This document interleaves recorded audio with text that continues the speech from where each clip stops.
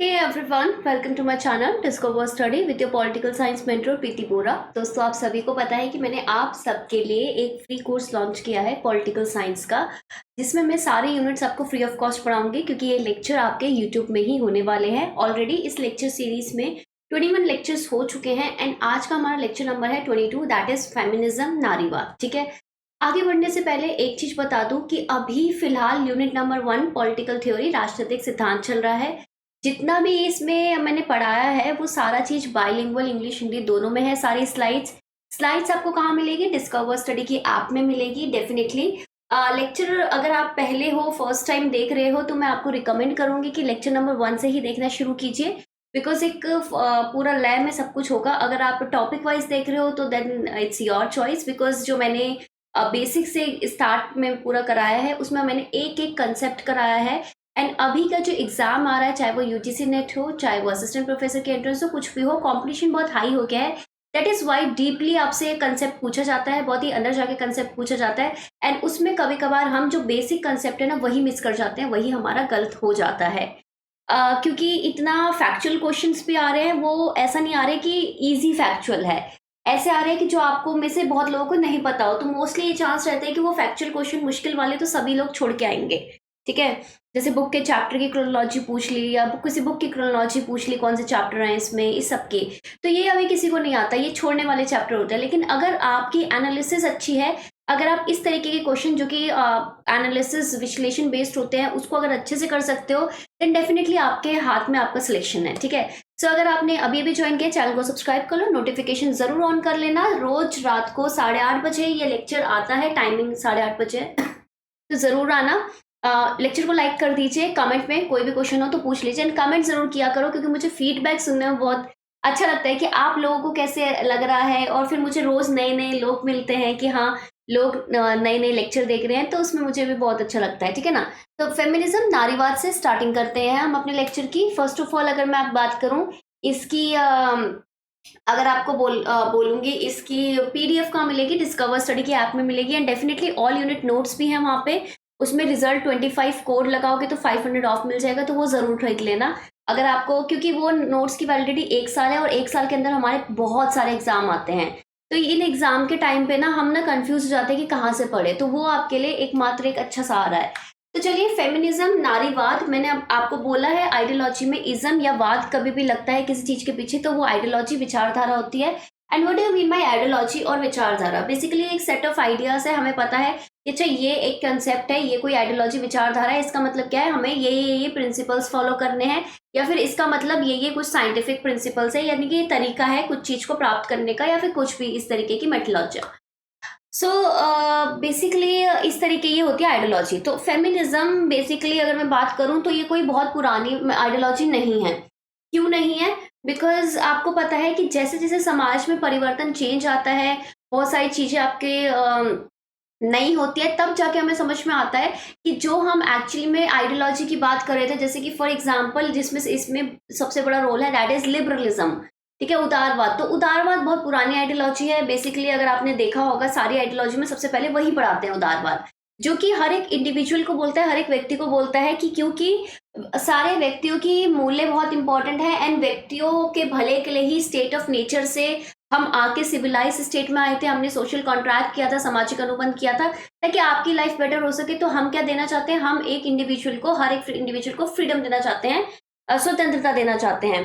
But again हमने देखा, ये जो हमने स्वतंत्रता जब हमने वास्तविकता में देखी ना, तो हमने देखा ये स्वतंत्रता तो सबको इक्वल बेसिस में सामान्य रूप से नहीं मिली है। ये क्या है? थोड़ा इसमें बायसनेस है। बायसनेस कैसे है कि यार ऐसा समाजवाद ने बोला कि यार देखो, वर्कर्स को नहीं मिल रखी, जो लोग किसान है उनको नहीं मिल रखी। वैसे ही अब धीरे धीरे आपका सोशलिज्म आया, आपका मार्क्सिज्म आया, जो कि हम ऑलरेडी कवर कर चुके हैं। कंजर्वेटिज्म भी आया कि पुरानी चीजों को बचा के रखना है, जिसके खिलाफ फेमिनिज्म डेफिनेटली होगा।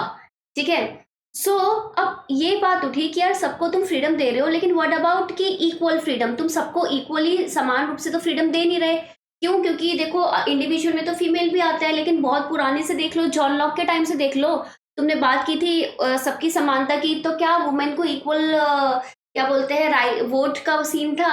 इक्वल वोट का सीन भी नहीं था, इक्वल मतलब कुछ भी नहीं था बेसिकली। तो बेसिकली इन्होंने बोला कि नहीं, अब हमें अपने राइट चाहिए, बिकॉज अब पहले हमारे पास अवेयरनेस नहीं थी, बट अब हमारे पास अवेयरनेस आ चुकी है। फेमिनिज्म एक 20th सेंचुरी का इन्वेंशन है, एक पॉलिटिकल टर्म है। पॉलिटिकल टर्म से पहले अगर अगर विचारधारा कब कब आती है, सबसे पहले तो वो सोशल पॉलिटिकल ऐसी कुछ टर्म बनती है ना, क्योंकि लोग उसका समर्थन करते हैं, चेंज बदलाव लाना चाहते हैं। उससे पहले एक वो फेमिनिस्ट बेसिकली एक ना मेडिकल टर्म हुआ करती थी। पहले ना समाज में बोला जाता था कि अगर लड़की है लड़कों की जैसे दिख रही है, बिहेव कर रही है, लड़के हैं लड़कियों की तरह कर रहे हैं, तो उसका ना मजाक, मतलब मेडिकल टर्म में ऐसे मजाक सा उड़ाया जाता था कि बेसिकली कि फेमिनाइजेशन ऑफ मेन हो रहा है, कि यार ये मतलब पुरुषों का नारीकरण और महिलाओं का पुरुषीकरण बेसिकली हो रहा है। इस तरीके से मेडिकल टर्म के उसमें यूज होती थी। हालांकि टू बी वेरी ऑनेस्ट उस समय का भी ये जो मेडिकल टर्म है वो बिल्कुल गलत था, बिकॉज दो चीजें होती है जब भी हम फेमिनिज्म पे बात करेंगे, ठीक है। अभी मैं नोटिस कर रही हूँ फेमिनिज्म के साथ ना वो दूसरा फॉन्ट आ गया होगा, ये हिंदी में नारीवाद लिखा हुआ है, तो छोड़ो। सो बेसिकली अगर मैं फेमिनिज्म की कभी भी बात करती हूँ तो दो टर्म्स बेसिकली आपको सोसाइटी के कंटेक्स्ट में समझनी पड़ेगी। एक है सेक्स, दूसरा है जेंडर। सो बेसिकली सेक्स क्या होता है कि बायोलॉजिकली आप मेल हैं या फीमेल हैं, ठीक है ना। बायोलॉजिकली मेल है फीमेल है वो सारा मेडिकल है, बायोलॉजिकल है, बॉडी अपना है, सबका अलग अलग है। So that is how we identify कि हाँ कौन मेल फीमेल है। वहीं दूसरी तरफ होता है जेंडर। तो ये जो फेमिनिस्ट है ना, ये कभी भी सेक्स के अगेंस्ट नहीं है कि भाई तुम मेल हो या फीमेल हो। फॉर्म में भी पूछा जाता है ना कि मेल हो फीमेल हो या फिर अदर्स का भी अभी ऑप्शन है। तो ये क्या है, ये आपका कैटेगराइजेशन है बेस्ड ऑन योर बॉडी, ठीक है ना। और ये क्या है, ये बायोलॉजिकल है, ये आपका मेडिकल है, ठीक है ना। तो इसमें कोई दिक्कत नहीं है। बट इन्होंने बोला कि हम इसके अगेंस्ट नहीं है, बिकॉज ये क्या है, ये नेचुरल है, प्राकृतिक है। जैसे रूसो क्या बोलते थे, नेचुरल इनइक्वालिटी, आपका प्राकृतिक असमानता के खिलाफ मैं नहीं हूँ, लेकिन जो सामाजिक असमानता है उसके खिलाफ मैं हूँ। तो फेमिनिस्ट किस चीज का विरोध करते हैं फिर, तो फेमिनिस्ट विरोध करते हैं जेंडर का। जेंडर मतलब क्या होता है कि मेल फीमेल सबके अलग अलग हैं, तो उस बेसिस पे कि अगर आप मेल हो तो आपको बता दिए समाज ने, ठीक है, सामाजिक और कल्चरल, ठीक है, और सांस्कृतिक आपने क्या कर दिए, रोल दे दिया कि अगर आप मेल हो तो आप क्या करोगे, आप ये सर्टेन वर्क करोगे, और अगर आप फीमेल हो तो आपका काम ये है, ठीक है, स्पेसिफाई कर दिए। तो अभी हमने कभी अब अगर मैं बात करूं इंडिविजुअल की, तो इंडिविजुअल तो अगर हम बात देखेंगे तो इंडिविजुअल तो सब लोग सेम है। तो हमने ये सेक्स के बेसिस पे ही क्यों किया, ये आधार बना भी कैसे। तो ये जो क्वेश्चन है उसका आंसर ये फेमिनिस्ट ढूंढते हैं एंड उसको बोलते हैं कि यार ये चीज गलत है, क्योंकि तुमने कैसे डिफाइन कर दिया। जैसे समझ लो फॉर एग्जांपल बहुत सारे मेल हैं, और अगर समझ लो मैं हूं, अगर अगर आप लोग हो, कोई भी हमारे उसमें जो भी, चलो हम दूसरी जगह क्यों जाए, हम अपने आसपास का ही एग्जांपल देंगे ना। देखो हम में से बहुत सारे लोग होंगे जिनको जीआरएफ स्टाइपेंड मिलेगा, और हम में से बहुत सारे ऐसे लोग होंगे जिनको स्टाइपेंड मिलता है, वो लड़की है, ठीक है ना। तो स्टाइपेंड की अगर मैं कीमत बोलूं तो मतलब जो आपको जितना स्टाइपेंड मिलता है वो ज्यादा नहीं है, बट ऑब्वियसली आपको पता है 30 के ऊपर है, 31 32, ठीक है, ये है ना। अभी बात तो आपको पता है कि फिर बढ़ाने की भी हो रही है, बट ठीक है, ठीक है ना। सो अगर हमने बोला कि 30 है हमारे पास, ठीक है, स्टाइपेंड मिल रहा है, लड़कियों के पास भी है, तो क्या आपको सच में लगता है कि वुमेन के पास कैपेसिटी यानी कि क्षमता नहीं है? क्योंकि बहुत सारी ऐसी लड़कियां जिनको 30 के ऊपर ऐसे स्टाइपेंड मिल रहा है अपनी नॉलेज के बेसिस में। वहीं बहुत सारे ऐसे लोग होंगे जो लड़के होंगे जो 20-15 के 1000 पर मंथ पे काम कर रहे होंगे। सो इसका आधार क्या है? अगेन यही क्वेश्चन होता है कि इसका आधार क्या है, ये तुमने किस बेसिस पे किया। अगर तुम शारीरिक क्षमता के बारे में बात कर रहे हो तो कहीं ना कहीं हम बोल सकते हैं कि medically male body and female body के अलग अलग टास्क हैं, ठीक है, एंड बेस्ड ऑन दैट उनको उस तरीके का, मतलब उनको अपनी बॉडी को, मेटाबॉलिज्म को रिटेन करने के लिए एक स्पेसिफिक अमाउंट ऑफ स्ट्रेंथ यानी कि सब कुछ मिल रखा है। एंड इवन आपको पता है अगर आप फिट रहना चाहो तो फिर तो उसका कोई अंत नहीं है, बट अगेन ये अगर आपने कर रखा है तो इसके बेसिस पे आप सामाजिक, आपका डिविजन नहीं होना चाहिए। बिकॉज अगेन बहुत सारे मेल हैं, अगर मैं मेल को भी कंपेयर करूं तो अगर स्ट्रेंथ की मैं बात करूं तो सब में इक्वल नहीं होती। तो ये जो आधार है, क्वेश्चन यही होता है कि ये आधार भी कैसे बना कि सामाजिक और प्राकृतिक रूप से सबको अलग अलग उनका रोल असाइन करने की।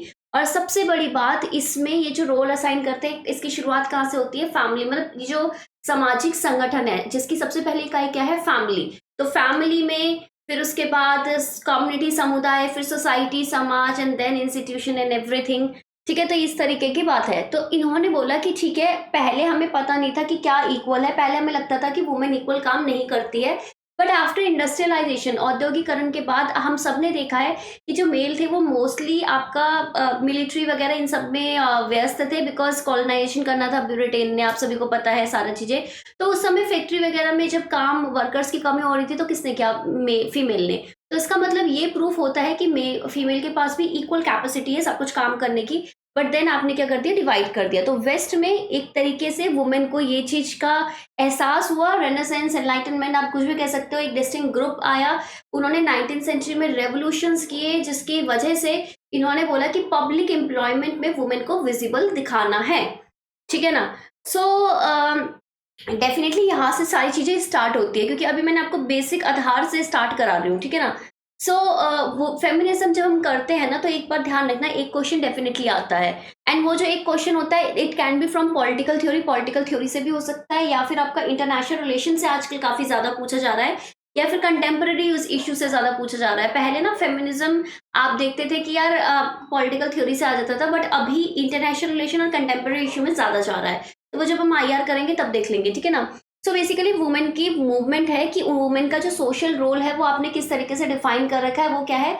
वो ये डिसबिलीव करना। इन्होंने बोला बेसिक जो बिलीफ होता है ना, इवन अगर मैं बात करूंगी जेएस मिल की, जेएस मिल का आप सभी को पता है, सब्जुगेशन ऑफ द वुमेन, उसमें उन्होंने सीधा सीधा 3 पॉइंट बोल रखे हैं कि वुमेन को इंफीरियर क्यों माना गया है, मेल को सुपीरियर और इंफीरियर क्यों माना गया है। तो इसमें उन्होंने बोला कि ऐसा तो नहीं है ना कि वुमेन ने खुद ही ये टाइटल एक्सेप्ट कर लिया हो कि हम इंफीरियर है, आप सुपीरियर हो। इवन सबसे बड़ा एग्जांपल, मेरे काफी स्टूडेंट मेल हैं, बल्कि वो मुझे इतना अच्छे से, इतनी रिस्पेक्ट से बात करते हैं कि मैम आपको तो बहुत आता है, हमें सिखा दो, ये कर दो, वो कर दो। तो डेफिनेटली ये नॉलेज वगैरह ये सब नहीं है। एंड जो लोग ये बोलते हैं ना फेमिनिज्म का इक्वल, एक्चुअली मैं बताऊं मतलब, अगर एक मोटा मोटा समझो, क्योंकि आजकल ना काफी ना सूडो फेमिनिस्ट भी हैं।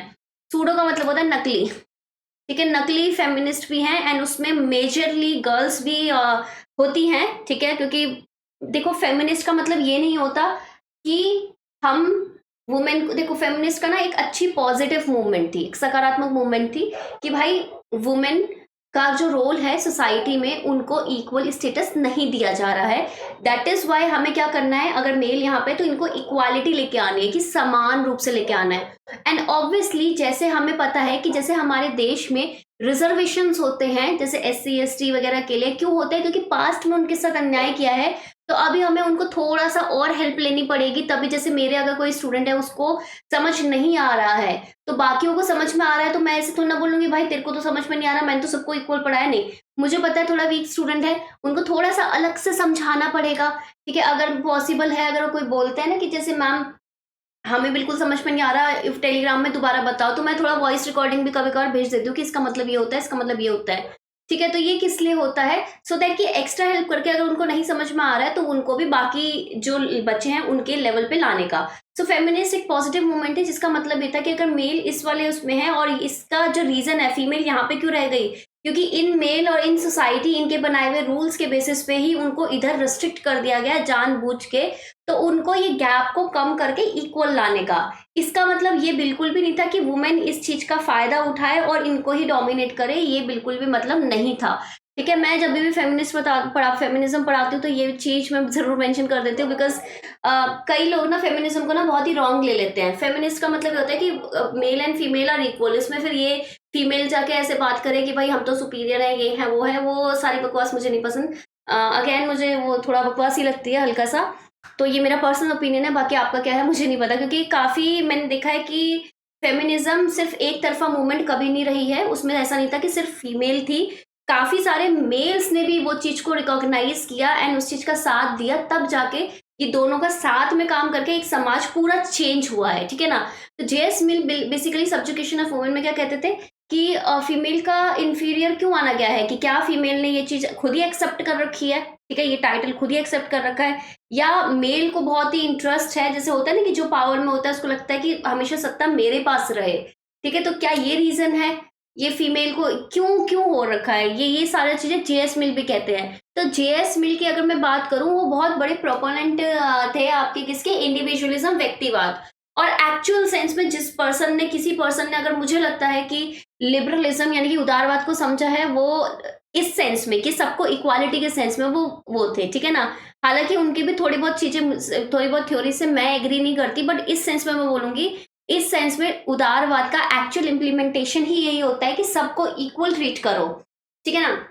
अमीर गरीब, कोई भी कास्ट से है, कोई भी रिलीजन से है, कोई भी जेंडर है, ठीक है, कोई भी कम्युनिटी से है, सबको इक्वल ट्रीट करो। क्यों? क्योंकि तुम्हारे जो राइट्स है, आपका अधिकार किसके बेसिस में मिले हैं? लॉ के बेसिस में मिले हैं, और हम सब अपनी ड्यूटीज कर रहे हैं, तो वो सब हमें मिलने चाहिए, ठीक है ना। इसमें ये था कि ये पॉलिटिकल, ये पहले ना समाज में इन्होंने एक इंस्टीट्यूशन बनाया कि ठीक है, वुमेन को नीचे रखा जाएगा, एंड वो हर एक एंगल में आपको देखने को मिलता है, फेमिनिस्ट ये बात करते हैं। तो इन्होंने बोला कि भाई ये जो इस सब चीज है, इससे बच्चा कैसे जा सकता है, इससे बच्चा ऐसे जा सकता है कि अपने राइट्स की मांग करो। लेकिन मैंने हमेशा से आपको बोला है कि जो अधिकार आपको मिलते हैं, वो सारे अधिकार एकदम से आपकी झोली में नहीं आके गिरेंगे।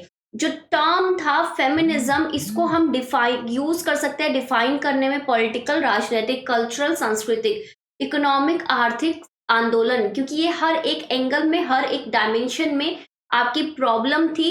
इक्वल राइट्स नहीं थे, लीगल प्रोटेक्शन नहीं थी, तो इस चीज को हमने इधर हर मूवमेंट को हर एक फेज से लड़ा है।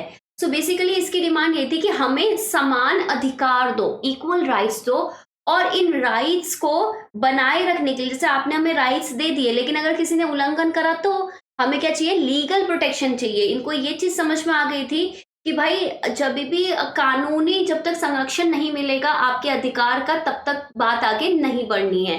And again I am very proud कि इंडिया में अगर मैं बात करूं, इनकी शुरुआत ही ऐसी हुई थी कि राइट टू वोट दो। इंडिया में स्टार्टिंग से, जब भी हमारा कॉन्स्टिट्यूशन आया, जब भी हम फ्रीडम होकर हमने अपना सरकार वगैरह सब बनाई है, तो स्टार्टिंग से ही यूनिवर्सल अडल्ट फ्रेंचाइज था कि भाई एक सर्टेन एज है। एज भी इसलिए रखते हैं क्योंकि उससे नीचे वालों को पॉलिटिक्स की समझ नहीं है, तो उनको हम ये इतना बड़ा टूल क्यों दे कि भाई तुम सरकार चुनो, ठीक है ना। उससे तो फिर आपका सुशासन तो होगा नहीं, ठीक है ना। दैट इज वाई, एंड एक सर्टेन एज के ऊपर सब लोग क्या करेंगे? वोट करने का अधिकार हमने स्टार्टिंग से दिया है, ठीक है ना। इवन अगर मैं बात बोलूं तो ये ऐसा नहीं था कि भाई एकदम से अगर मैं एक इंस्टेंस बताती हूँ आपको इंडिया का आपने सुना होगा बहुत पहले कि वैदिक पीरियड था, ऋग वैदिक, ठीक है। अर्ली वैदिक और लेटर वैदिक, वेद के बारे में सब लोग जानते होंगे, ठीक है। तो अर्ली वैदिक जो पीरियड होता है ना उसमें क्या था? उसमें बेसिकली ये था कि भाई वुमेन को ना बहुत सारे अधिकार थे। इवन अपना सभा और समिति में आपका पार्टिसिपेट करने का, भागीदारी करने का अधिकार था, वोट करने का, पूरा डिसीजन पॉलिटिक्स में लेने का अधिकार था, अपना क्या बोलते हैं, मैरिज के लिए खुद ग्रूम ढूंढने का, वर ढूंढने का अधिकार था। उसके अलावा था कि एजुकेशन का अधिकार था, सब कुछ, मैत्री वगैरह का आपको सभी को पता होगा। तो ये सारी चीजें थी। बट आपका और फर्स्ट जो अर्ली वैदिक पीरियड था, जो कि ऋग वैदिक वाला था, उसमें क्या था? उसमें समाज में ना ऐसा कास्ट के बेसिस में इतना ज्यादा स्ट्रिक्ट डिवीजन नहीं था। उसमें क्या था कि भाई ठीक है, कास्ट अपने बना रखी है, ऑक्यूपेशन, काम, पेशे के बेसिस पे पेशा बदलोगे तो कास्ट बदल जाएगी, यानी कि मोबिलिटी थी, ऊपर नीचे हो सकता था। बट ये जो लेटर वैदिक हुआ है ना, जैसे सामवेद, यजुर्वेद, अथर्ववेद, इन समय ये जो डिस्टिंक्शन है वो और रिजिड होती गई, क्योंकि ऑब्वियसली ब्राह्मण डोमिनेंस वगैरह सब कुछ आता गया, एंड उसी के बेसिस में हर लोग बात माने, तो फीमेल के भी बहुत सारे राइट्स छीन गए थे, एंड वहीं से ही बाकी सारी बेकार वाली प्रथाएं शुरू हुई। तो कहीं ना कहीं हम बोले तो ये हमारे कल्चर में भी नहीं था, क्योंकि हम देखो पूरे वर्ल्ड की बात नहीं कर सकते, हमें जो अपना पता है, हमने जो अपना देखा है, तो उसके ही हम एग्जाम्पल कोट कर सकती हूँ। मतलब मैं अपना बता रही हूँ, ठीक है ना। इसका मतलब क्या है कि ये चीज आपका थी नहीं, ये समाज में बनी है, ये नया आया है, यानी कि किसी ना किसी को तो इंटरेस्ट होगा ना कि ये चीज करनी है, सॉर्ट ऑफ थिंग। इवन अगर आप बोलोगे जो बहुत पुराना समाज होता था ना, स्टेट ऑफ नेचर, वहां पे तो सब लोग ही फ्री थे, वहां पे तो ऐसा बिल्कुल भी नहीं था। ये नहीं बोलते हैं कि पॉलिटिकल रिलेशनशिप आपका जो मेन की सुपियोरिटी एंड फीमेल की इंफीरियोरिटी के बेसिस पे कभी भी नहीं होने चाहिए, क्योंकि देखो, अरे यार, आई थिंक ना बीच बीच में, हाँ अब सही हो गया टाइप। अब देखो, अब इसका रीजन क्या होता है, सबसे पहले ये सुन लेते हैं। रीजन है सबसे पहले हायरार्की, ठीक है, आपका पैट्रियार्की, सॉरी पैट्रियार्की, पितृसंगतता, कि आपने ये बना दिया सोसाइटी में रूल कि जो भी आपका फैमिली में जो भी रिलेशन होंगे, मुखिया होगा या प्रॉपर्टी होगी, जो भी सब कुछ होगा, वो मेल लाइन तक पूरा ट्रांसफर होगा। जिसके पास ये सारी पावर होती है बेसिकली सबका, वो वही डिसीजन मेकिंग पावर होगी उसी के पास, और जिसके पास डिसीजन मेकिंग पावर होगी तो उसके हिसाब से सब चीज चलेगा। तो ये सबसे बड़ा रीजन है, ठीक है ना। तो सबसे पहले टाइप पढ़ लेते हैं। तो टाइप में अगर मैं बात करूं तो सबसे पहले आता है लिबरल फेमिनिज्म। लिबरल मैंने इधर लगाया नहीं, एक मिनट, चलो। ओह, ये बार बार ना टेक्स्ट चेंज हो रहा है, चलो कोई नहीं। सो रेडिकल फेमिनिज्म, ठीक है। लिबरल फेमिनिज्म की पहले बात कर लेते हैं हल्का सा, उसके बाद रेडिकल पे आते हैं। सो लिबरल फेमिनिज्म क्या होता है? उदार आपका नारीवाद। उदार नारीवाद किस तरीके की बात करता है कि देखो, उदारवाद के अंदर हम क्या कहते हैं, एक व्यवस्था में रहते हैं, लॉ एंड ऑर्डर के अंदर रहते हैं। तो लॉ एंड ऑर्डर से ही हम काम करना शुरू करते हैं। हम बोलते हैं कि यार सबको ना इक्वल राइट्स मिलने चाहिए। इक्वल राइट्स यानी कि क्या है, लीगली इक्वल राइट्स मिलने चाहिए। जैसे कि वोटिंग का अधिकार हो गया, पॉलिटिकल राइट्स, सिविल राइट्स मिलने चाहिए। बेसिकली इस पे इसका ज्यादा झुकाव है कि भाई राजनीतिक और आपके कानूनी अधिकार मिलने चाहिए। क्योंकि इनका मानना है कि जैसे ही आपका राजनीतिक और कानूनी अधिकार मिल गए ना, तो उसके बाद क्या होगा, उसके बाद आपको आपका समाज में वैसे ही आप थोड़ा उद्धार हो जाएगा, एंड देन आप क्या करोगे, आपका ग्रोथ होगी, मतलब ये जो गैप है ये कम होगा। अब हमने देखा कि यार ये अधिकार तो मिल, अभी वेव्स ऑफ फेमिनिज्म और फेमिनिस्ट के बारे में भी बात करूंगी। सबसे पहले इनकी बात कर लेते हैं। सो रेडिकल फेमिनिस्ट क्या है? कट्टरपंथी नारीवाद। अब ये कट्टरपंथी की क्यों जरूरत हुई जब हमारे पास लिबरल ऑलरेडी था? तो सो बेसिकली क्या हुआ कि जितनी आसानी से हमने बोलते हैं ना कि ऐसा होना चाहिए, ये होना चाहिए, वो होना चाहिए, उतनी इजीली हमें चीजें मिली नहीं। ठीक है, तो ये हमारा हमेशा ऐसा हो गया कि हमें ना सोसाइटी को क्या करना है, रीशेप करना है और रिकंस्ट्रक्शन करना है इसके इंस्टीट्यूशन।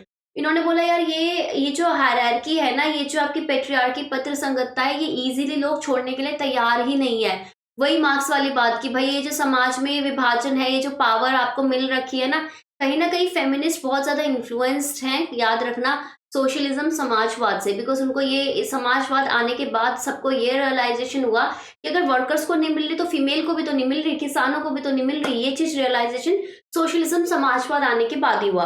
तो इनको ये पता चला कि जैसे मार्क्सवाद आता गया, तो मार्क्स ने बोला कि भाई अगर ऐसा नहीं हो पा रहा है तो हमें क्या करना पड़ेगा, रेवोल्यूशन करना पड़ेगा, कि कोई भी अपनी पावर वाली सीट तो तुमको देगा नहीं। तो रीशेप सोसाइटी, समाज को बदलना पड़ेगा, संगठन को बदलना पड़ेगा, सरकार को बदलना पड़ेगा।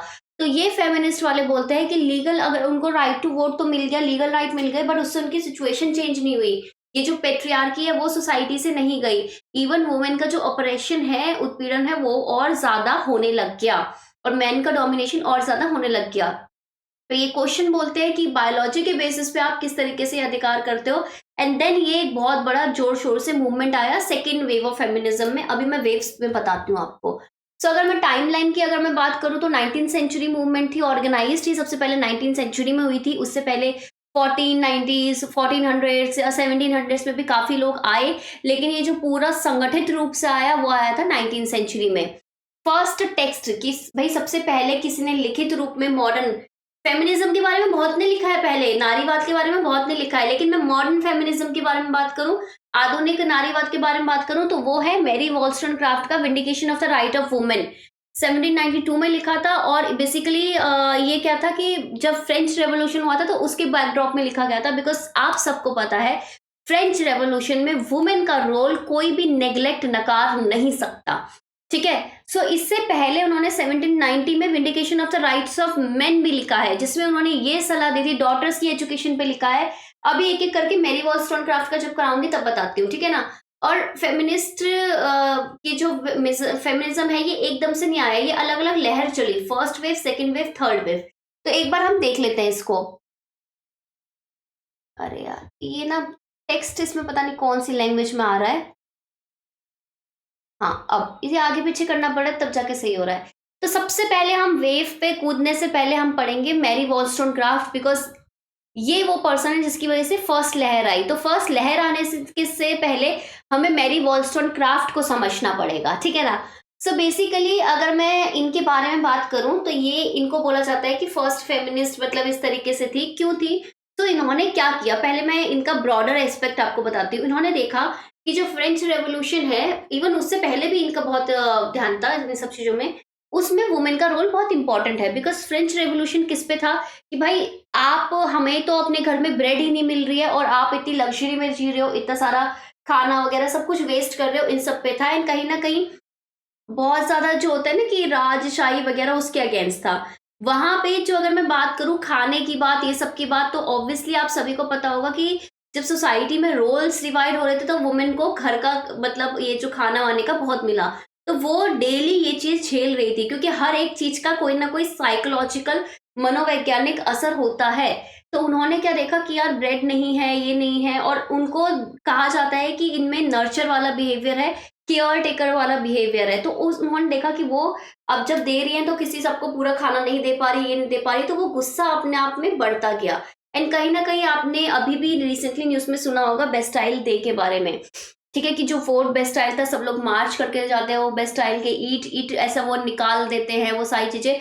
वुमेन का रोल उसमें बहुत था बिकॉज वो साइकोलॉजिकल गुस्सा जो है ना वही सीधा सीधा आपको दिखाता। तो कहीं ना कहीं मेरी वॉलस्टोनक्राफ्ट के हिसाब से ये जो फ्रेंच रेवोल्यूशन है कहीं ना कहीं ये वुमेन की जो पावर है, उनकी जो शक्ति है, उनका जो एक्चुअली डिटर्मिनेशन है, उसका भी एक पूरा पूरा एग्जाम्पल है। तो इन्होंने पहले मैं vindication of the right of main बता देती हूँ, फिर आपको दूसरी बुक में ये जो मेन बुक फेमस बुक है उसकी तरफ लेके चलती हूँ।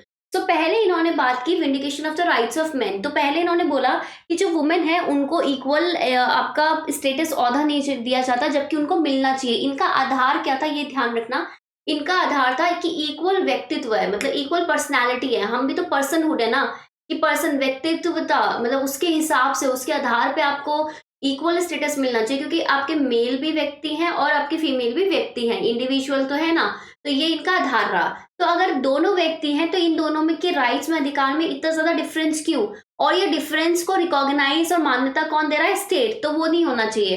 तो इन्होंने बोला कि देखो vindication of the right of main में 1790 में जो लिखी थी कि भाई आप लोगों के पास पावर है, सो आप लोग अपनी जिम्मेदारी समझिए कि ये चीज गलत है। आप देखिए ना कि जो वुमेन है वो बहुत कैपेबल हैं, वो कमा भी सकती हैं, वो इतने बड़े रेवोल्यूशन में पार्ट लेके चीजें चेंज भी कर सकती है, वो घर का काम भी कर सकती है, वो सारी चीजें इन्होंने लिखी।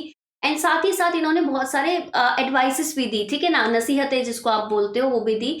इवन उन्होंने बोला कि जो एक एजुकेशन ऑफ डॉटर्स पे बात कर रखी है कि देखो ये रिस्पॉन्सिबिलिटी है हर फादर की कि वो अपनी बेटी को तो पढ़ाता है ना, वो चाहता है कि उसके लिए इक्वल अधिकार मिले, तो वाई नॉट कि जो साथ में पर्सन है उसके लिए, ठीक है ना। तो ये उनकी अलग अलग चीजें थी। तो जो मेन बुक है इनकी अब indication of the right of women, उसमें उन्होंने बात कर रखी थी कि इक्वल राइट मिलने चाहिए फीमेल को। क्यों? क्योंकि इक्वल पर्सनैलिटी है फर्स्ट। अब इक्वल पर्सनैलिटी है इसका मतलब ये नहीं है कि वुमेन को कुछ एफर्ट नहीं करना। इन्होंने बेशक सामने आके बोला था कि देखो वुमेन को भी इंटरेस्ट होना चाहिए कि अपने रिप्रेजेंटेटिव भेजने में पॉलिटिक्स में, क्योंकि इन्होंने सबको अवेयर किया कि तुम्हारी हालत ऐसी क्यों है, क्योंकि तुम्हारा फाइनेंशियल इंडिपेंडेंसी नहीं है, यानी कि वित्तीय आपका होता है ना कि इंडिपेंडेंट होना, वो नहीं है हो आप। क्यों? क्योंकि आप काम सबसे पहले उसके लिए क्या करना पड़ता है, पढ़ना पड़ता है, पढ़ने पे किसी ने ध्यान नहीं दिया। उसके बाद क्या करना पड़ता है, काम करना पड़ता है, आप काम करने पे ध्यान नहीं देते, ठीक है ना। तो ये एटीट्यूड को चेंज होना पड़ेगा। इवन अगर आपको लगता है कि आपकी कुछ प्रॉब्लम्स है या फिर आपकी कुछ शिकायतें, आप चाहते हो कि आपको लीगली कुछ चीजें चेंज होके मिले, तो उसके लिए क्या चाहिए कि पॉलिटिकल रिप्रेजेंटेटिव, यानी कि राजनीतिक आपके जो आपके रिप्रेजेंट करते हैं ना वो, ठीक है, तो वो आपको चाहिए, वो पॉलिटिक्स में होने चाहिए। और वो उन्होंने बोला था वो मेल नहीं वुमेन नहीं होने चाहिए। इसका मतलब क्या था कि सीधा सीधा इन्होंने बोला था कि जो पॉलिटिक्स है उसमें भी वुमेन का शेयर होना चाहिए, बिकॉज अगर फीमेल रिप्रेजेंटेटिव हैं, ठीक है, तो वो क्या करेंगे, वो फीमेल की प्रॉब्लम समझेंगे, जो पॉलिसी आएगी उन प्रॉब्लम्स को, उसका सॉल्यूशन को पॉलिसीज में डालेंगे, फिर जाके इम्प्लीमेंट होगा, फिर जाके राइट्स मिलेंगे। तो इन्होंने ये चीज बोला। एंड इवन इन्होंने बुक में बोला था वुमेन को ये नसीब बात करती थी कि जो जैसे जो मैरिज है वो सिर्फ ऐसा नहीं होना चाहिए कि फिजिकल अट्रैक्शन के बेसिस पे नहीं होना चाहिए, फ्रेंडशिप एक बहुत बड़ा उसका बेसिस होना चाहिए। ये सारी चीजें इन्होंने बोला। और इन्होंने बोला कि क्या बोलते हैं फीमेल को खुद ही अपना स्टैंड लेना चाहिए, अपना राइट टू वोट। और इन्होंने बात की थी इक्वल सिटीजनशिप की। इक्वल सिटीजनशिप यानी कि समान आपका ये जो नागरिकता, क्योंकि इनको लगता था कि अभी इक्वल सिटीजन नहीं है। सिटीजन का मतलब क्या होता है, कुछ राइट्स एंड ड्यूटीज। यहाँ पे फीमेल के उसमें क्या हो रहा था, ड्यूटीज कर रहे हो बट राइट्स नहीं मिल रहे। अब इस सारी टीचिंग के परिणाम स्वरूप लोग अवेयर होते हैं एंड लोगों को समझ में आता है कि हाँ वुमेन को इक्वल राइट्स नहीं मिल रहे, जिसके परिणाम स्वरूप आती है फर्स्ट वेव ऑफ फेमिनिज्म, आपका नारीवाद की पहली लहर। और वो पहली लहर में क्या बात होती है, फर्स्ट वेव में आपसे बात की जाती है कि भाई आपका लिबरल थी कि हमें इक्वल वोटिंग का अधिकार, equal legal and political rights चाहिए। हमें समान कानूनी और आपके राजनीतिक अधिकार चाहिए। किस बेसिस, किस आधार पे? राइट टू वोट, कि वोट देने का अधिकार दे दो, हमें इक्वल सिटीजन्स बना दो। ठीक है, ये बात हुई, बहुत ही लिबरल थी। एंड धीरे धीरे आपका सबको पता ही है चेंज आने लगा। 1918 में कहाँ पे आपको राइट टू वोट मिला था? तो देखो 1893 में सबसे पहले आपका न्यूजीलैंड होगा जो सबसे पहले देगा, फिर 1906 में फिनलैंड, ठीक है, वुमेन को वोटिंग का राइट। उसके बाद आपको 1918 में आपको पता ही है कि यूके, देन 1920 में यूएसए, ठीक है, ऐसे ऐसे सारे लेते हैं। फिनलैंड का इसलिए मेंशन किया क्योंकि यूरोप में फर्स्ट है, न्यूजीलैंड इसलिए क्योंकि वर्ल्ड में फर्स्ट है, यूके यूएस फेमस है। इंडिया में तो जैसे ही आप आजाद हुए वैसे ही आपको मिल गया। सो ये थी ऑल अबाउट की फर्स्ट वेव की। हाँ ठीक है, इनको लग रहा था कि फर्स्ट वेव में अगर हमें राइट टू वोट मिल जाएगा तो हमारी सिचुएशन सही हो जाएगी, हमें इक्वल पॉलिटिकल राइट मिलेंगे, हमारे कैंडिडेट्स जाएंगे, जाके रिप्रेजेंट करेंगे, पॉलिसी बनाएंगे, वहां से चेंज आ जाएगा, ठीक है ना। सो बेसिकली ये सारी चीजें आपकी आने लगी। बट एक्चुअली अगर मैं बात करूं, जमीनी तौर पे अगर मैं बात करूं तो ऐसा रियलिटी में हुआ नहीं, रियलिटी में हुआ नहीं, क्योंकि सिर्फ वोटिंग, सिर्फ कागज में लिखने से कुछ नहीं होता। एक्चुअल ये क्या थी, ये प्रॉब्लम थी, ये जेंडर के बेसिस पे जब हमने विभाजन किया था, रोल्स क्या होगा, तो वो किस बेसिस पे था? सोसाइटी एंड कल्चर, यानी कि ये सामाजिक और सांस्कृतिक एक मुद्दा था। तो सिर्फ पॉलिटिकल राइट्स देने से नहीं हो पाएगा। तो दैट्स वाई इन्होंने क्या किया, इन्होंने बात की सेकेंड वेव की। ठीक है, सेकेंड वेव में क्या हुआ? सेकेंड वेव में हमारी दोस्त आई, क्यों? बेटी फ्रेडन है, फ्रेंड, फ्रेंड बोलते हैं तो ऐसी फ्रेडन, ठीक है। तो अभी आप थोड़ी देर में बात करते हैं फ्रेंड। उनकी आई थी एक बुक, द फेमिनाइन मिस्टीक, 1963 में। तो इसमें क्या होता है, वुमेन की मूवमेंट होती है, रीजनरेट होती है 1960s में। सो हमसे बहुत बार क्वेश्चन पूछा जाता है कि इंडिया कौन सी वेव में है। तो देखो 1960s में अगर सेकेंड वेव आई है तो इंडिया तो तब तक हमें राइट टू वोट वगैरह सब कुछ दे चुका था, तो हमारा फर्स्ट वेव आएगा। ठीक है, वेव्स ऑफ डेमोक्रेटाइजेशन में डिफरेंट आ जाएगा, लेकिन इसमें फर्स्ट वेव है। तो इस सेकंड वेव ने बोला कि लीगल एंड पॉलिटिकल राइट्स लेने से हमारी कोई प्रॉब्लम सॉल्व नहीं है, वुमेन क्वेश्चन सॉल्व नहीं हुआ है। तो इसलिए इन्होंने बोला कि अब तो भाई छीन के लेंगे अधिकार, क्योंकि कट्टरपंथी वाला सीन आ गया, क्योंकि कहीं ना कहीं मार्क्स भी काफी ज्यादा फेमस हो चुके थे इस समय तक। सो केट मिलेट का अब अगेन बुक आती है, सेक्सुअल पॉलिटिक्स, जर्मन ग्रेयर का द फीमेल एनर्जी, ये ऐसी बहुत सारी आपकी बुक्स आने लग जाती हैं। एंड कहीं ना कहीं ये बात करते हैं कि एक रेवोल्यूशनरी चेंज लेके आना है, क्रांतिकारी बदलाव लेके आना है, बट कहाँ का? Social change. इस बार बात हुई कि सोसाइटी में सामाजिक बदलाव लेके आना है, बिकॉज अभी तक जो प्रॉब्लम थी वो ना तो कानूनी थी, ना तो आपकी क्या बोलते हैं, राजनीतिक थी। इसलिए जो सॉल्यूशन हमें चाहिए वो चाहिए सामाजिक। ठीक है, ये इसमें बात की गई।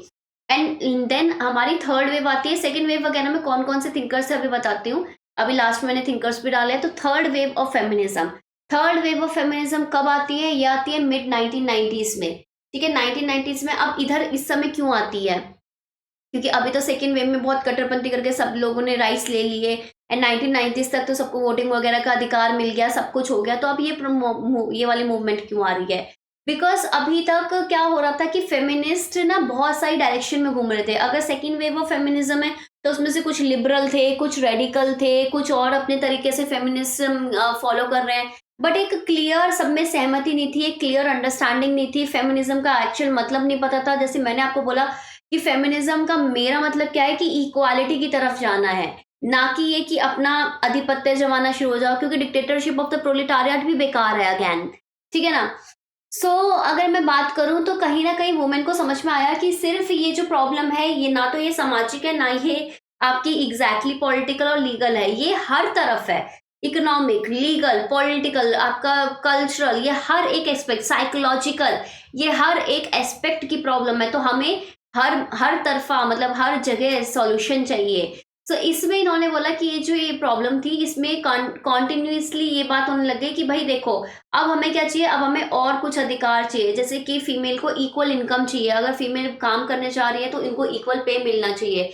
रिप्रोडक्टिव राइट्स, और अभी उसमें अबॉर्शन के राइट्स, क्योंकि अपनी बॉडी है तो हम कुछ भी करे वाला सीन आप सभी को पता है, आजकल भी बहुत न्यूज में चलता है अगेन अभी तक। उसके अलावा अगर मैं बात करूं तो क्या बोलते हैं, मैटरनिटी लीव वगैरह, काफी सारे नए मुद्दे निकल के आए, क्योंकि समाज बदल रहा था तो मुद्दे भी नए नए आ रहे थे। तो वो सारे मुद्दे थर्ड वेव में आपके कवर होते हैं। देन अगर मैं बात करूं रीजन क्या है आपके फेमिनिज्म, ये क्यों ऐसा मेल डोमिनेंस हुआ, तो उसका रीजन था पब्लिक प्राइवेट डिवाइड, कि जो आपका होता था ना कि पब्लिक के लोगों को ना डिवाइड कर रखा था कि वुमेन को पब्लिकली जो काम करेगा ये सब करेगा मेल, और प्राइवेट लाइफ में अगर जो काम करेगा ये सब फीमेल। ठीक है, इस तरीके से अलग अलग सीन था। पेट्रियार्की, पितृसंगतता मैंने आपको बताई है। जेंडर डिस्क्रिमिनेशन मैंने आपको बताया था कि जेंडर के बेसिस पे डिस्क्रिमिनेशन है। जेंडर का मतलब क्या होता है कि भाई आपका लैंगिक भेदभाव है, कि समाज में आपने बता दिया है कि आपके रोल ये है और आपका रोल ये है, अब उसे बेसिस पे बात करो। इक्वालिटी ऑफ डिफरेंसेस, ठीक है, मतभेदों की समानता नहीं थी। अब अगर मैं बात करूं सेकेंड वेव ऑफ फेमिनिज्म में, मैंने आपको एक नाम लिया था, बेटी फ्रेडन। तो बेसिकली यूएस की पॉलिटिकल एक्टिविस्ट थी and mother of women liberation इनको बोला जाता है। ये रिस्पॉन्सिबल थी, इनकी जो बुक आई बहुत ही अमेजिंग बुक थी, द फेमिनिन मिस्टिक। तो इसमें इन्होंने बात की, इन्होंने बोला कि कुछ ना सांस्कृतिक मिथ्याएं हैं, ठीक है, जिसमें बात कर दी है, जिसमें ना इन मिथ्याओं के बेसिस पे क्या हो रहा है कि वुमेन को ना डोमेस्टिक बना दिया है, जिसने तो घरेलूता को बनाए रखा है कि वुमेन का तो काम ही यही है कि घर पे काम करना, ये करना, वो करना। एंड कहीं ना कहीं इन्होंने बोला इसकी वजह से क्या हो रहा है कि जो वुमेन है ना अमेरिका की, क्योंकि यूएस की थी ये, तो इन्होंने यूएस की बात की, वो कहीं ना कहीं कन्फाइंड हो गई है कि अपना role as a mother, as a housewife, ठीक है ना। सो इस चीज को चेंज करना पड़ेगा, बिकॉज कुछ ऐसे, सब नहीं बट जो जो लोग, देखो ऐसा नहीं होना चाहिए कि जबरदस्ती कर रखा है, कोई अपनी मर्जी से कर रहा है, दैट इज फाइन, ठीक है। लेकिन अगर किसी को काम भी करना है, किसी को बाहर जाना है, तो वो भी आपके पास अधिकार होना चाहिए। तो इन द सेकेंड स्टेट आपकी एक दूसरी बुक आती है, उसमें उस बुक में क्या बात करते हैं कि उनका जो लिबरल फेमिनिज्म है, कि भाई क्या उन्होंने बात की कि भाई फेमिनिज्म किस बेसिस पे होना चाहिए। जैसे मेरी wollstonecraft ने कहा था कि हर एक का पर्सन है, तो पर्सन के बेसिस पे आपको इक्वल राइट्स मिलना चाहिए। कि भाई अगर आप वुमेन है, तो वुमेन का मतलब ये नहीं है कि अपनी फैमिली या फिर बच्चे या फिर घर ये सब छोड़ दो एंड बाहर जाओ, नहीं। इन्होंने बोला कि अगर ये सब चीजें, मैं ये चीज नहीं बोल रही कि ये सब छोड़ दो और तुम बाहर जाओ, ये नहीं बोल रही। मैं ये बोल रही हूँ कि इसके साथ साथ अगर आपको एक राइट है, आपको इच्छा है कि आपको बाहर जाना है, आपको काम करना है, ये सब करना है, तो वो चीज का अधिकार होना चाहिए। ये उस चीज के अधिकार की, अपनी चॉइस को फुलफिल करने के अधिकार की बेसिकली ये बात कर रही थी। ठीक है, देन आता है आपका केट मिलर। तो US basically writer and sculpture है। स्कल्पचर वो होता है जो मूर्ति वगैरह वो सब ऐसे बनाते हैं ना, तो उसकी, तो बेसिकली इन्होंने बात की थी रेडिकल फेमिनिस्ट। ये खुद भी कट्टरपंथी और नारीवादी थी। इन्होंने बेसिकली अपना जो स्टैंड था वो बिल्कुल क्लियर रखा कि जो लिबरल आपका ट्रेडिशन है, आपका उदार ये जो परंपराएं हैं और आपकी जो सांस्कृतिक परंपराएं हैं, ये कहीं ना कहीं बायस्ड है। ठीक है, इनकी बुक थी सेक्सुअल पॉलिटिक्स। इन्होंने बोला कि जो पेट्रियार्की है, पितृ संगतता है ना, वो हमेशा ना सामाजिक कांस्टेंट चला आ रहा है। देखो समाज में समाज का सबसे बड़ा क्या बोलते हैं अच्छी चीज क्या है, क्योंकि समाज हमेशा निरंतर क्या है, गतिशील है, बदलता रहता है। लेकिन उसमें एक चीज नहीं बदल रही कि इक्वल सब कुछ इतना चेंज आने के बाद, सारे जैसे पहले राजा महाराजा से अब ऐसे वोटिंग वाली सरकार होने के बाद भी वुमेन का रोल उधर का उधर ही रह रहा है। क्यों? क्योंकि राजनीतिक रूप से, सामाजिक रूप से, आर्थिक रूप से कहीं ना कहीं इस तरीके की संरचनाएं बन गई है, इस तरीके के संगठन बन गए हैं और इस तरीके की कंडीशनिंग हो रही है। सबको समझाया जा रहा है कि भाई हमारा समाज, हमारी फैमिली इस तरीके से ही वर्क करती है एंड आपको भी इसी चीज को आगे लेके जाना है। यानी कि कंजर्वेटिव हो बिल्कुल ठीक है, लेकिन कंजर्वेटिव में अच्छी चीजों को बचा के रखना है। ये सारी चीजें कहीं ना कहीं समाज में 50% जो लोग हैं उनको उनके राइट्स से वंचित, उनको उनके अधिकार से वंचित करा रही हैं, तो ये चीज नहीं होनी चाहिए। She supported consciousness raising. इन्होंने बोला इसलिए इनका क्या था कि कॉन्शियसनेस एक्चुअली क्या करेंगे, अवेयरनेस फैलाएंगी कि ये पेट्रियार्की सिस्टम क्या है, इसकी वजह से उत्पीड़न हो रहा है, वो सब चीजें नहीं होना चाहिए। एंड ये जो फैमिली है, ये जो संगठन है, ये जो स्ट्रक्चर बन गया, सिस्टम बन गया जो हमारे समाज में चला आ रहा है, कहीं ना कहीं उसे चेंज करने की जरूरत है। नेक्स्ट आता है जूलियट मिशेल। जूलियट मिशेल की अगर मैं बात करूं, न्यूजीलैंड बॉर्न ब्रिटिश राइटर है। सो बेसिकली सोशलिस्ट फेमिनिस्ट है, यानी कि ये बोलते हैं कि सामाजिक आपका बदलाव आएगा तभी आपको इक्वल राइट्स मिलेंगे। इन्होंने बोला कि जो पितृ संगतता है ना, जो पेट्रियार्की है ना कहीं उसकी जड़ें कहाँ है, कल्चरल यानी कि संस्कृति में। कहीं ना कहीं उसकी जड़ें कहाँ है, आइडियोलॉजिकल यानी कि आपके जो विचारधारा में। तो इसको हम सिंपली ऐसे एकदम से ओवरथ्रो नहीं कर सकते। जैसे क्या होता था कि कैपिटलिज्म की, अगर मैं पूंजीवाद की बात करूंगी, समाजवाद की बात करूंगी, हम उन दोनों को पढ़ते थे इकोनॉमी के पर्सपेक्टिव में, आर्थिक व्यवस्था के पर्सपेक्टिव में। एक अर्थव्यवस्था भले ही 1 या 2 दिन में चेंज हो सकती है, ये फिर भी पॉसिबल है, हालांकि ये बहुत मुश्किल है। लेकिन लोगों की विचारधारा, लोगों की जो सांस्कृतिक परंपरा है, वो 1-2 दिन में चेंज नहीं हो सकती। इसे आप एकदम रेवोल्यूशनरी तरीके से नहीं बदल सकते, बिकॉज ये कहीं ना कहीं साइकोलॉजिकल यानी कि आपका क्या है, मनोवैज्ञानिक है। तो जूलियट मिशेल बाकियों से, अब बेसिकली केट मिलेट वगैरह इन सबसे एग्री नहीं करती थी। इनका इनको होता था कि यार ये फेमिनिस्ट आपका साइकोलॉजिकल है, ठीक है ना। तो ये पहले ऐसा कुछ, ये बेसिकली क्या करा इन्होंने, साइको एनालिटिकल थ्योरी दी थी इन्होंने कि जो सेक्स में डिफरेंस है वो समाज को किस तरीके से बांट रहा है और कैसे एक मिथ्या बनाए रख रहा है दिमाग में कि ये एक जो सेक्स है वो सुपीरियर है और एक इंफीरियर है। इनकी कुछ बुक की मैं बात करूं तो women's state, psychoanalysis and feminism and feminine sexuality, ठीक है। नेक्स्ट कैथरीन ए मैकेनिन की अगर मैं बात करूं, यूएस एकेडमिक है, लॉयर है एंड एक्टिविस्ट है। तो इन्होंने लीगल थ्योरी दी थी, बिकॉज ये लॉयर है तो कैथरीन ए मैकेनिन ने लीगल थ्योरी दी थी। इन्होंने बोला था कि देखो, एक लॉ लॉ का जो होता है ना छाता, या फिर अगर लॉ की छत्र छाया, कानून की छत्र छाया, वो ऐसी प्रोटेक्शन है ना कि अगर तुमको ये मिल गई ना तो उसके बाद तुम्हें तुम्हारे राइट्स मिल जाएंगे। तो ये बोलते हैं कि कहीं ना कहीं लॉ का गलत इस्तेमाल किया जा रहा था अभी तक, कि वुमेन की आवाज को साइलेंस कराने का या उनका सबऑर्डिनेशन मेंटेन करने का, ठीक है, इन्फीरियरिटी मेंटेन करने का। एंड कहीं ना कहीं अगर उससे अगर आपको ये सब चीजें हटानी है तो उसका भी तरीका क्या है, लॉ ही इसका एक तरीका है।